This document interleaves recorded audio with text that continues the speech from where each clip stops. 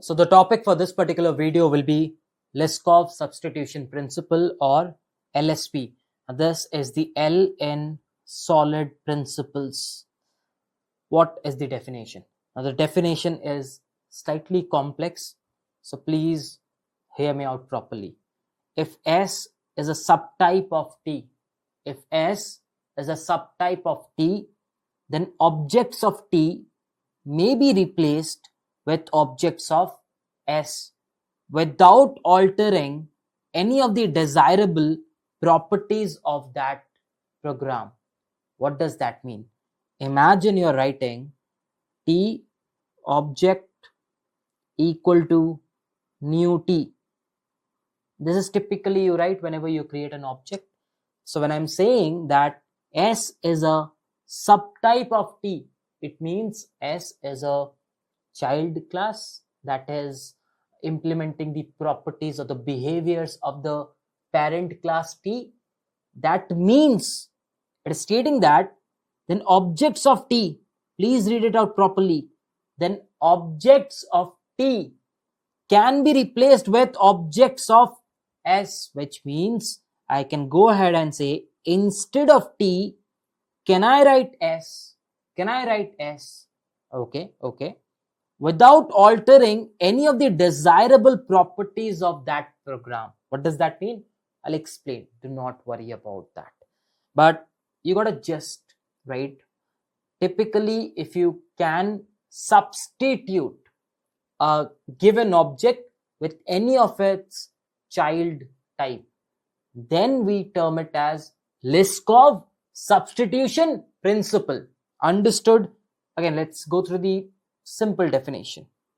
If class B is a subtype of class A, then you should be able to use B anywhere you have used A. If you're using an object of A, you can literally use the object of B as well, because B will have the same properties. Now, they might behave differently, but they will have the same properties, and the functionality or syntactically it will not break, and the behavior should remain correct. So let's understand by taking a very simple example. So what I'm saying is I have a class rectangle, and this has two simple functions. One is void set height, which is going to, let's say, take the height in integer, and it's going to set the height h, and we can have h as the variable, class variable. So this is a very simple set height function. Similarly, I could have a set width as well, where I'm taking int of w, and I'm saying w equal to w, where I can say this dot h, which means for this particular object, this dot w. So what I've done is I have a rectangle class. Now, if I'm using a class square, and I'm stating that it is a subtype of class A, so I can say class square is extending the class rectangle, and I could have the same functionalities, which is void set height. I'll not implement this, the same implementation, void set width.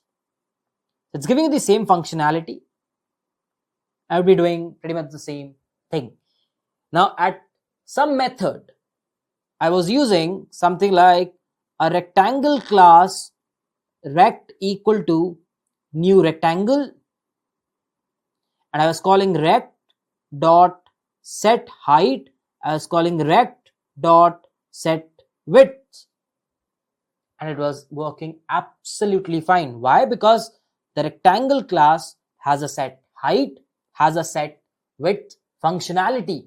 Now the Liskov substitution is stating that if there is a class which is a subtype of the other class, you could go ahead and say instead of rectangle, can I write a square?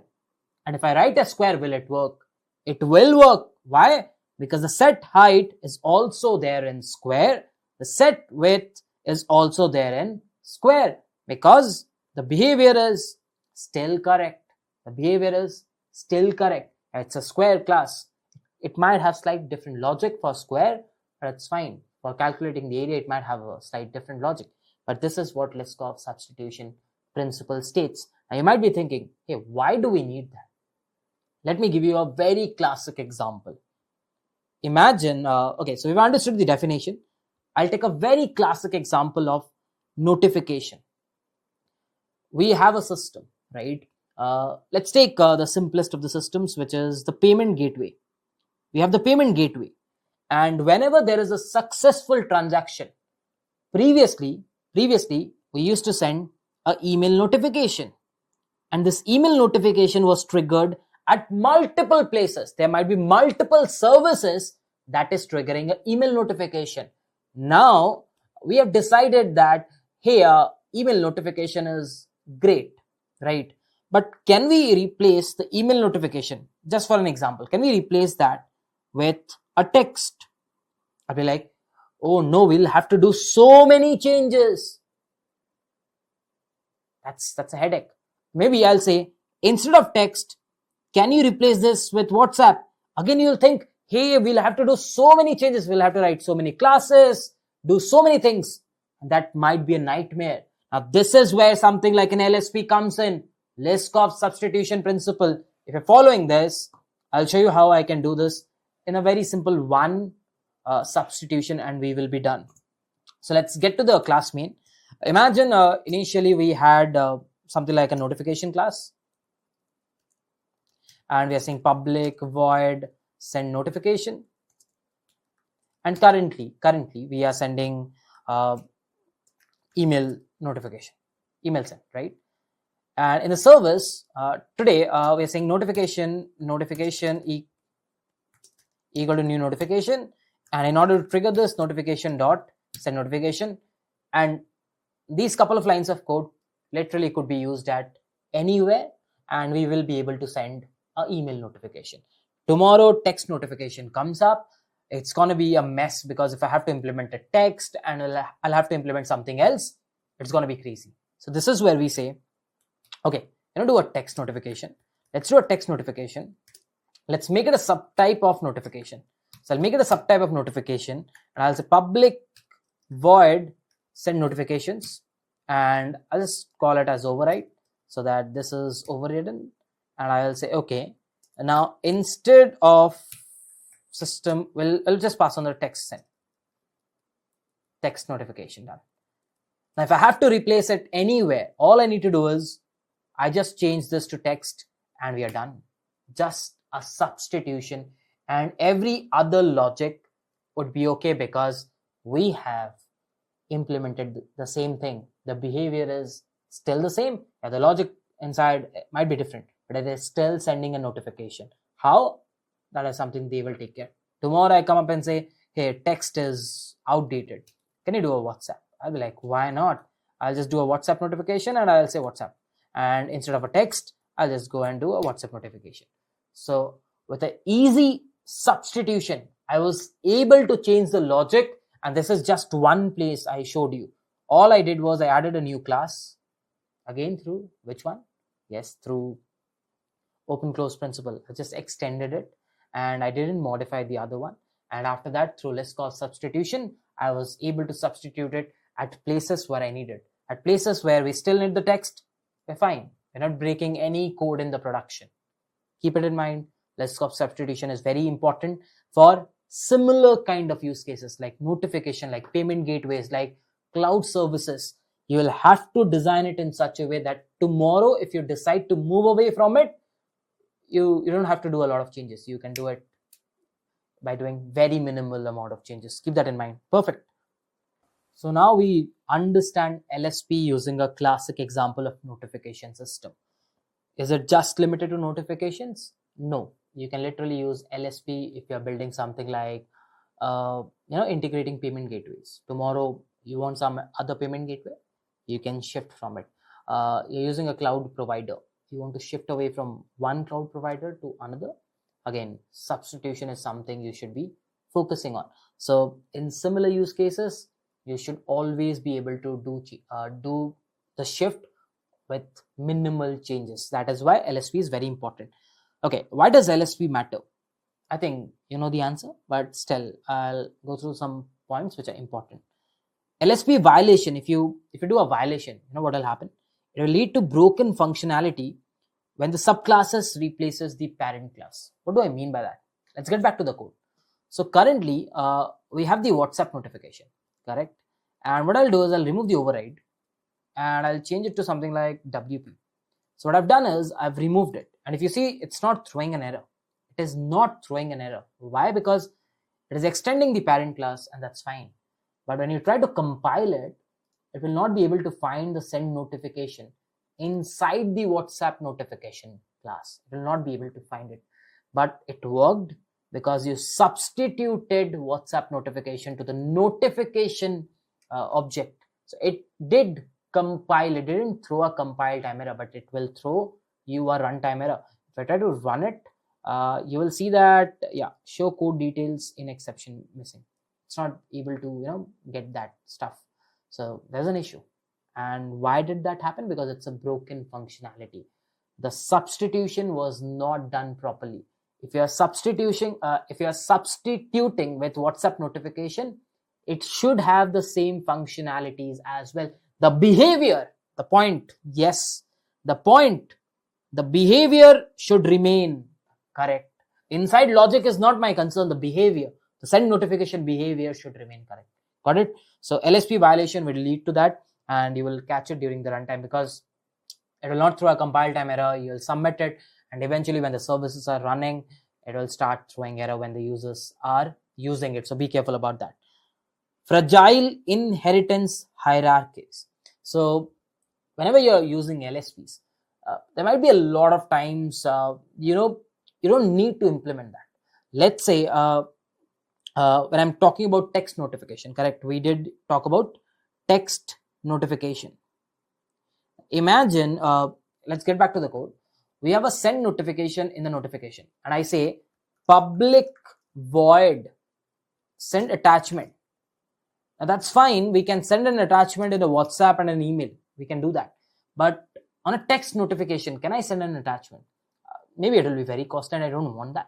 So I'll avoid it. So it's a fragile stuff. I don't want to implement it, but because I'm following this as LSP, I will end up violating it and I'll probably implement it. It's an issue, right? So it's very important that you don't overuse this concept. You'll have to be extremely careful which classes are getting through that LSP violation. So be very careful with inheritance. It's very fragile. Some classes might not need it and you might just force it.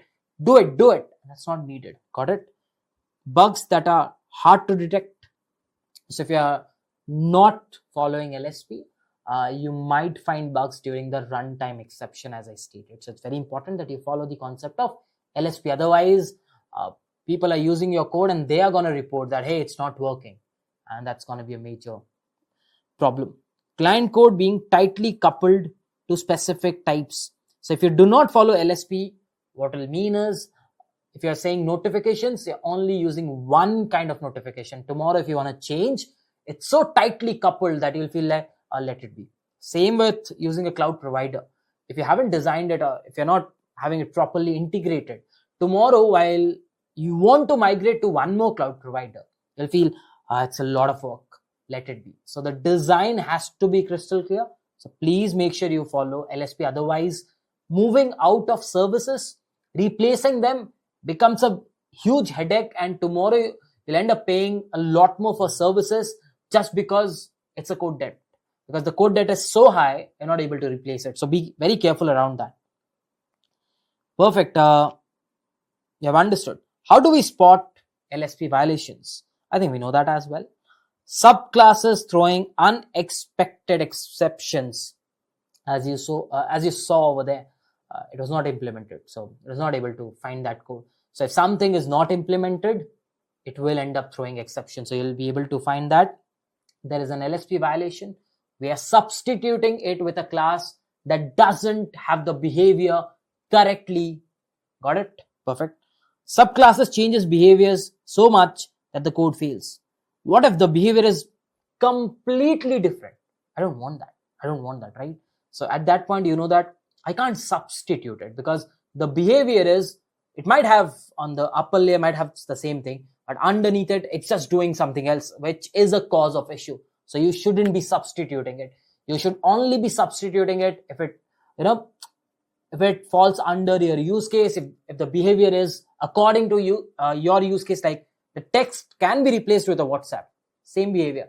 A cloud provider can be replaced with one more cloud provider. A payment gateway can be replaced with one more payment gateway. A judge can be replaced with one more judge. So similar concepts. Got it? Perfect. So we're done with this. Can I go back? What are the key principles? Let's get back. Design by contract. You should always design by contracts. You shouldn't be dependent on, a very tightly coupled class that you can't move out of it. Always have contract layers, inheritance, abstraction. Try to design with contract. Avoid over inheritance. What that means is, first of all, under one inheritance stuff, don't put a lot of things. It will not make sense. And try to use composition. If you feel you can have individual inheritance, if you feel you can have a standalone class doing everything, that's fine. It's not necessary that at every point you will be using a contract inheritance. Sometimes we get so much into design principles that we end up overusing them. So be very careful around that. Try to use composition straight away using the class and the functionality. That also works fine. Refactor early. If you feel, let's assume you're using a cloud provider and you're fine and you feel that tomorrow you need to move out and you have time, don't just keep it, don't park it aside thinking that whenever we will shift, we will do that. No, do it straight away, because once the code base grows, it becomes extremely difficult to replace something. So it's very important that you refactor as early as possible once you have shipped and you feel that, okay, you haven't followed certain design patterns, time to introspect and change it accordingly. Got it? I'll scroll up and I can say that we are done with Liskov substitution principle, which is the third one in solid principles. So yeah, that will be it for this one. Thank you so much for watching. Let's meet in the next one.